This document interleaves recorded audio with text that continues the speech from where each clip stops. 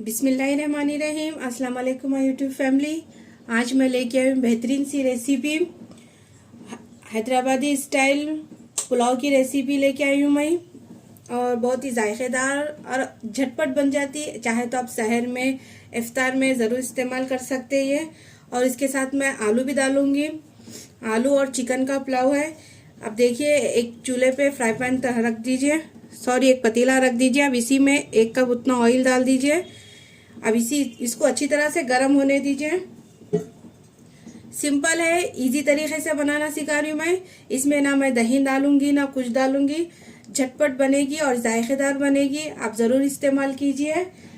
तेल हल्का सा गर्म होने के बाद इसी में 1 कप एक बड़ा साइज का आलू कट करके मैं डाल चुकी हूँ। अगर आपके पास बड़ा नहीं है तो 2 छोटे मीडियम साइज के भी ले सकते हैं, बड़े भी ले सकते हैं। आपको आलू कितना पसंद है वो आपके हिसाब से डाल दीजिए। अब ये डाल के इसको अच्छी तरह से गोल्डन होने तक फ्राई कर लीजिए। इसका कलर चेंज हो जाना चाहिए अच्छी तरह से। और ये बहुत जल्दी बन जाती है। ये बहुत ही जायकेदार बनती है। आप चाहे तो इफ्तार में, सहर में इस्तेमाल ज़रूर करिए। इंशाल्लाह रमज़ान की और अच्छी रेसिपी लेके आऊँगी मैं। और अच्छी आपको जो भी रेसिपी होना है मेरे को कमेंट बॉक्स में बताइए, मैं ज़रूर बनाना सिखाऊंगी। अब इसका कलर चेंज होने तक, इसको अच्छा गोल्डन होने तक फ्राई कर लीजिए। देखिए, आलू अच्छी तरह से गोल्डन हो चुके हैं। आप चाहे तो बगैर तल के भी डाल सकते हैं, लेकिन तल के डालने से इसका जायका माशाल्लाह से बहुत ही बेहतरीन आएगा। इसीलिए जब भी चिकन का पुलाव या मटन का पुलाव बनाते हैं तो आप क्या करिए, आलू को फ्राई करके ही डालिए। बहुत जने आलू नहीं डालते, लेकिन छोटे बच्चे जिसके घर में हैं उन्हें आलू ज़रूर डालिए, बच्चों को बहुत पसंद आएगा। अब ये सारे आलू मैं निकाल रही हूँ। देखिए, इस तरह का कलर आना चाहिए। चाहे तो आप और डार्क भी कर सकते हैं, लेकिन ये परफेक्ट है। अब मैं ये सारे आलू को निकाल लूँगी और साथ ही में ऑयल भी कम कर लूँगी मैं, क्योंकि ये बहुत ज़्यादा है, इसीलिए थोड़ा सा कम कर लूँगी मैं।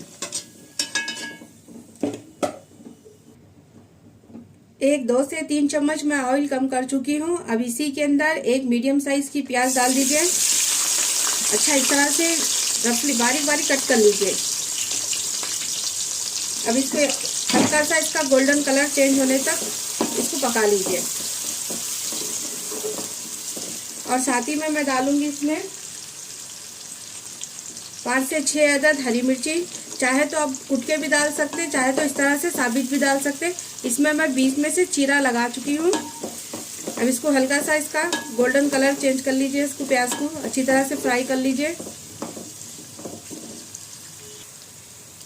प्याज का कलर चेंज हो चुका है। अब इसी के अंदर कुछ खड़े मसाले जाएंगे। दालचीनी के 2 टुकड़े हैं, 1 बड़ी इलायची है, 4 से 5 लौंग है, 4 से 5 हरी इलायची है और शाजीरा है 1 चम्मच। अब इन सभी चीज़ों को अच्छी तरह से भून लीजिए।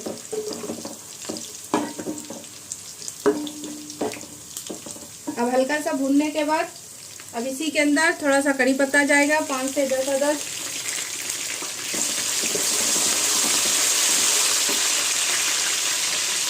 अब इसी के अंदर 750 ग्राम चिकन है। मैं अच्छी तरह से धो के वॉश करके छान के रख चुकी हूँ। अब डाल के इसको अच्छी तरह से भून लीजिए। चिकन का कलर चेंज होना चाहिए, तब तक भून लीजिए।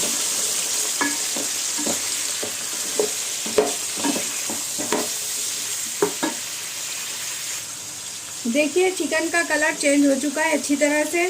अब इसी में 2 चम्मच अदरक लहसुन का पेस्ट डाल दीजिए। अब डाल के इसकी कच्ची बू जाने तक इसको अच्छी तरह से भून लीजिए।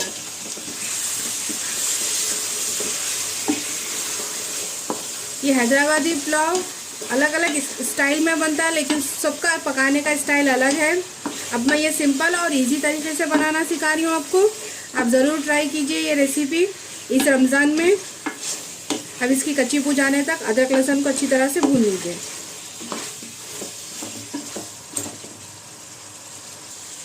अदरक लहसुन अच्छी तरह से भून चुका है। अब चूल्हे को कर दीजिए कम। अब इसी के अंदर कुछ मसाले जाएंगे, पाउडर मसाले। 2 चम्मच लाल मिर्ची पाउडर, ये आपके टेस्ट के हिसाब से डालिए, कम या तीखा आपको कितना पसंद है।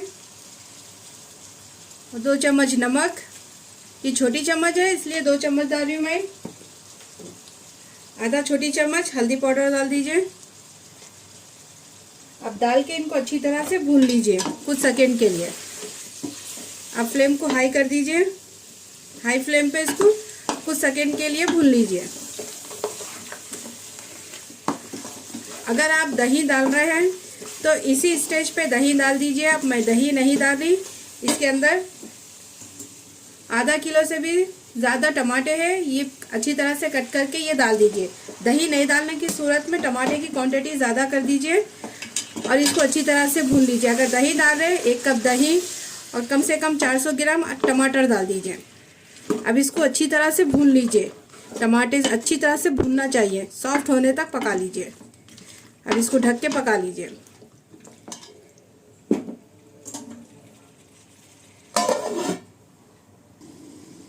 देखिए टमाटे अच्छी तरह से सॉफ्ट हो चुके हैं, थोड़ा सा भून चुके हैं टमाटे। अब क्या करिए, इसमें तले हुए आलू डाल दीजिए, इससे भी इसका जायका अच्छा आएगा और नमक मिर्ची भी आलू के अंदर अच्छी तरह से जब्स हो जाएगी और जो थोड़ी सी कसर है गलने के आलू इसी में गल जाएंगे। अब अच्छी तरह से भूनने के बाद फिर से इसको ढक के पका लीजिए और थोड़ा सा टमाटर भूनना चाहिए। और साथ ही में क्या करिए, आप 1 मुट्ठी कोतमीर, 1 मुट्ठी पुदीना डाल दीजिए और साथ ही में 1 नींबू का रस डाल दीजिए।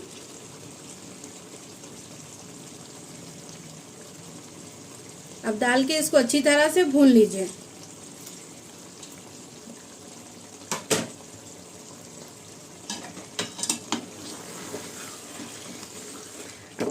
दो से 3 मिनट के लिए और इसको पका लीजिए, जब तक आपका चिकन भी अच्छी तरह से गल जाएगा और आलू भी अच्छी तरह से गल जाएंगे। अब इसको ढक के पका लीजिए। और साथ ही में मैंने ये 700 ग्राम चावल बासमती लेके 1 घंटा पहले भिगा के रख चुकी हूँ, धो के अच्छी तरह से। चावल को कभी भी आप बना रहे तो भिगा के ज़रूर रखिए, इससे क्या होगा कि आपके चावल खिले खिले और लंबे लंबे पकेंगे। देखिए ये अच्छी तरह से भून चुका है, गोश्त भी अच्छी तरह से गल चुका है और टमाटे भी। अब इसमें पानी डाल दीजिए। चावल को आप पहले से गिलास से नाप लीजिए। अगर आप 3 गिलास चावल ले रहे तो 5 गिलास पानी डाल दीजिए, क्योंकि पानी की क्वांटिटी ज़रूरी है, नहीं तो आपका पुलाव बहुत नरम बन जाएगा। इसीलिए मैं 3 गिलास चावल ली। अब इसी के अंदर 5 गिलास पानी डालूंगी।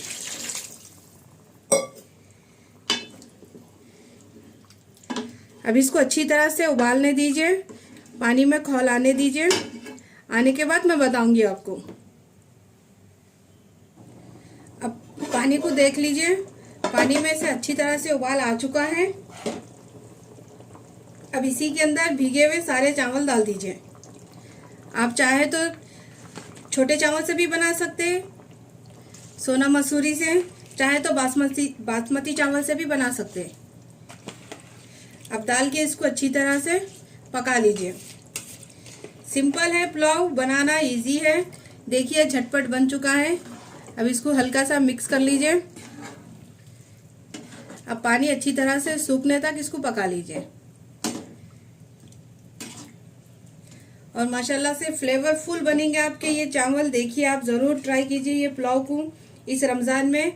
झटपट बन जाता है, सिंपल है, इजी है। अब इसको अच्छी तरह से पका लीजिए। अब इसी के अंदर आधा चम्मच गरम मसाला पाउडर डाल दीजिए। अब डाल के इसको अच्छी तरह से मिला लीजिए। मिला लेने के बाद पानी हल्का सा, पूरा सा जब्स होना चाहिए, सिर्फ थोड़ा सा रहना चाहिए उसमें, ज़्यादा नहीं, बस थोड़ा सा। अब इसको ढक के पका लीजिए। देखिए पुलाव को पकते हुए कम से कम तकरीबन 5 मिनट हो चुके हैं। पानी भी अच्छी तरह से इसमें सूख चुका है, थोड़ा सा लाइट है। ये दम पे कसर पूरी हो जाएगी। अब इसको दम दे दीजिए लो टू मीडियम फ्लेम पे। कम से कम 5 से 10 मिनट के लिए इसको दम लगा दीजिए। चावल भी अच्छी तरह से पक जाएंगे और ये पानी भी अच्छी तरह से जब्स हो जाएगा। देखिए 5 से 10 मिनट हो चुके हैं इसको दम देते हुए। ये अच्छी तरह से दम हो चुका है। चूल्हे को कर दीजिए ऑफ। देखिए माशाल्लाह से इसका दाना दाना भी कितना खिला खिला बना है। अब इसको मैं सर्व करके बताऊंगी आपको। माशाल्लाह से कितनी अच्छी खुशबू आ रही। देखिए ये रेडी हो चुका है। अब इसको सर्व करके बताऊंगी मैं। लीजिए बेहतरीन से हैदराबादी हैदराबादी पुलाव रेडी हो चुका है। देखिए माशाल्लाह से इसका टेक्सचर, इसका जायका बहुत ही ज़बरदस्त आया है। अगर आपको ये रेसिपी पसंद आए तो मेरे चैनल को कीजिए सब्सक्राइब, मेरी रेसिपी को लाइक कीजिए, कमेंट्स कीजिए। मुझे कोई और भी रेसिपी सीखना है तो कमेंट बॉक्स में बताइए। इंशाल्लाह मैं आपको ज़रूर बनाना सिखाऊंगी। और रमज़ान के सिलसिले में अगर किसी को कोई भी रेसिपी सीखना है तो आप ज़रूर मेरे को कमेंट्स कीजिए। मैं ज़रूर आपको अच्छी अच्छी रेसिपी रमज़ान के ही सिलसिले में अच्छी तरह से बनाना सिखाऊंगी। और इस रमज़ान में इंशाल्लाह अच्छी अच्छी और बेहतरीन रेसिपियां लेके आऊँगी मैं। और आप ज़्यादा से ज़्यादा मुझे सपोर्ट कीजिए। मुझे आपकी सपोर्ट की सख्त ज़रूरत है। और कोई और भी रेसिपी सीखना है तो कमेंट बॉक्स बताइए। चलती हूँ, दुआओं में याद रखिए। अल्लाह हाफिज़। इस रमज़ान में ज़्यादा से ज़्यादा इबादत कीजिए। मुझे भी दुआओं में याद रखिए। अल्लाह हाफिज़।